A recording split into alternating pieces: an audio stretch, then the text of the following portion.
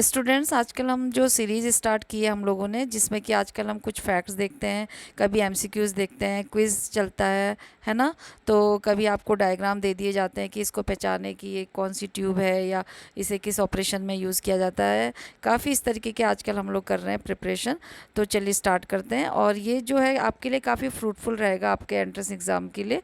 तो चलिए स्टार्ट करते हैं। केवल 10 ही इसमें फैक्ट्स दिए गए हैं जो कि न्यूट्रिशन से लिए गए हैं, तो जो कि आप सबको मालूम है, फिर भी जो है रिवाइज़ करने के लिए यहाँ पे दे दिए गए हैं। ठीक है, तो जो भी हिंदी इंग्लिश में जो नोट्स आपको जिसमें भी आपको सही लगे उसमें से आप देख सकते हैं। जैसे कि आपकी डिमांड थी उसी हिसाब से इंग्लिश हिंदी दोनों में इसमें नोट्स दिए हैं, और यही पैटर्न रहता है जो कि आपको जो लेक्चर प्रोवाइड होते हैं उसका पैटर्न भी यही रहता है। आप चाहे तो प्लेलिस्ट में जाके किसी भी टॉपिक को सर्च कर सकते हैं, किसी भी सब्जेक्ट से रिलेटेड वो आपको मिल जाएगा। ठीक है, तो चलिए स्टार्ट करते हैं। और एक और रिक्वेस्ट है कि आप जाते जाते एक लाइक करिएगा अगर आपको वीडियो थोड़ा भी सही लगे, और आप साथ में सब्सक्राइब भी करिए। जो नए व्यूवर्स हैं आपको इससे फ़ायदा ही होगा। ठीक है, तो देयर आर 3 मैक्रोन्यूट्रिएंट्स। तो जो मैक्रोन्यूट्रिएंट कौन, 2 न्यूट्रिएंट्स होते हैं, माइक्रो एंड माइक्रो ना। तो हम यहाँ मैक्रोन्यूट्रिएंट्स की बात कर रहे हैं।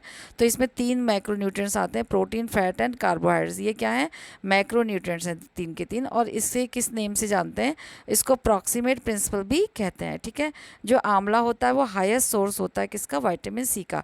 यानी कि जो आंवला होता है विटामिन सी का सबसे अच्छा स्रोत माना जाता है। ठीक है, जो essential fatty acid are those fatty acid, यानी कि जो एसेंशियल फैटी एसिड होते हैं, यानी कि जो आवश्यक फैटी एसिड होते हैं, ये वो फैटी एसिड होते हैं जिसको क्या नहीं कर पाती हमारी body, can not be synthesize by human body. यानी कि जो ह्यूमन बॉडी जो होती है उसको क्या नहीं कर पाती, सिंथेसाइज नहीं कर पाती है, बना नहीं पाती है। ठीक, उसके बाद है example of essential fatty acid कौन कौन से होते हैं। वो होते हैं लिनोलिक एसिड होते हैं और एर्किडोनिक एसिड होते हैं। तो ये दोनों क्या हैं, ये होते हैं एग्जाम्पल किसके हैं, ये एसेंशियल फैटी एसिड के। ठीक है, और जो रिकमेंडेड प्रोटीन रिक्वायरमेंट, यानी कि हम जो एक अडल्ट पर्सन होता है, for an adult 1 gram protein पर केजी बॉडी वेट पर डे, यानी कि पर दिन में, हर दिन में उसको अपने बॉडी के अकॉर्डिंग, जितना उसका बॉडी है उसी के अकॉर्डिंग उसको 1 ग्राम पर केजी बॉडी वेट के अनुसार क्या चाहिए, प्रोटीन की रिक्वायरमेंट होती है, ऐसा बताया गया। ठीक है, एक वयस्क के लिए अनुशंसित प्रोटीन की आवश्यकता प्रतिदिन 1 ग्राम प्रोटीन पर किलोग्राम बॉडी पर किलोग्राम शरीर के वेट के अनुसार होता है। तो ये आ गया समझ में आपको। यानी कि प्रोटीन की रिक्वायरमेंट क्या होती है एक अडल्ट के लिए, 1 ग्राम प्रोटीन पर केजी बॉडी वेट पर डे। ठीक है, फिर है ल्यूसिन और isoleucine are the essential amino acid. ये दोनों क्या हैं, एमिनो एसिड हैं, इसके एग्जाम्पल है। ठीक है, और जो सनफ्लावर ऑयल होता है, कॉर्न ऑयल होता है, सनफ्लावर ऑयल होता है, और जो सोयाबीन ऑयल होता है, ये जो होते हैं क्या होते हैं, हाईएस्ट जो रिचेस्ट सोर्स होते हैं एसेंशियल फैटी एसिड के। ठीक है, यानी कि यहाँ पे देख लीजिए, ये वाले जो ऑयल होते हैं ये क्या होते हैं, आवश्यक फैटी एसिड के सबसे समृद्ध सोर्स होते हैं, सबसे जो होते हैं एसेंशियल फैटी एसिड के सोर्स ये होते हैं, रिचेस्ट। ठीक है, फिर उसके बाद है during the process of hydrogenation and unsaturated fatty acid are converted into saturated fatty acid. ठीक है, अब जो है हाइड्रोजेनेसिस का जो प्रोसेस के समय में, यानी कि जो यहाँ पे लिखा है ना, हाइड्रोजनीकरण की प्रक्रिया के दौरान उसमें क्या होता है, अन जो सैचुरेटेड फैटी एसिड होते हैं वो किस में कन्वर्ट हो जाते हैं, किस में चेंज होते हैं, सैचुरेटेड फैटी एसिड में परिवर्तित हो जाते हैं। ठीक है, देन 9th, फूड फोर्टिफिकेशन किसको बोलते हैं।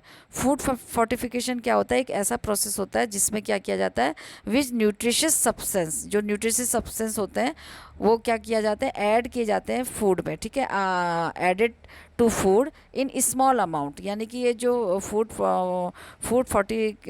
जो फोर्टिफिकेशन होता है उसमें वो एक ऐसी प्रक्रिया होती है जिसमें कि जो न्यूट्रिशियस सब्सटेंस होते हैं वो फूड में क्या कर, बहुत ही कम अमाउंट में मिलाए जाते हैं, जिससे कि क्या रहे, मेंटेन और इम्प्रूव रहे क्वालिटी ऑफ द डाइट, यानी कि जो डाइट की जो क्वालिटी होती है वो मेंटेन रहे और इम्प्रूव रहे। ठीक है, यहाँ पे आप इसको हिंदी में भी देख सकते हैं। फिर है फूड अडल्ट्रेशन। फूड अडल्ट्रेशन क्या होता है, ये ऐसा प्रोसेस होता है जिसमें क्या किया जाता है, इसमें आता है सर्टन माल प्रैक्टिस, यानी कि जो अच्छी तरीके से काम नहीं किया जाता है, माल प्रैक्टिस की तरह काम किया जाता है, अच्छी प्रैक्टिस नहीं होती है, मतलब स्किलफुल। और उसमें क्या किया जाता है, जैसे कि मिक्सिंग, अब मिक्सिंग की जा रही है, अच्छे फूड के साथ गलत फूड को मिलाया जाएगा, मतलब गलत आइटम मिलाए जाएंगे, जो खाद्य पदार्थ होते हैं उसके संग गलत सब्सटेंस भी मिक्स होंगे। और मिस ब्रांडिंग होगी, यानी कि ब्रांड का नाम उसका कुछ और होगा। And putting up decompose food for sale, और जो डिकम्पोज फूड होता है, जो ख़राब फूड होता है, उसको भी क्या किया जाता है, उसके लिए फूड के सेल करने के लिए दे दिया जाता है, रख दिया जाता है।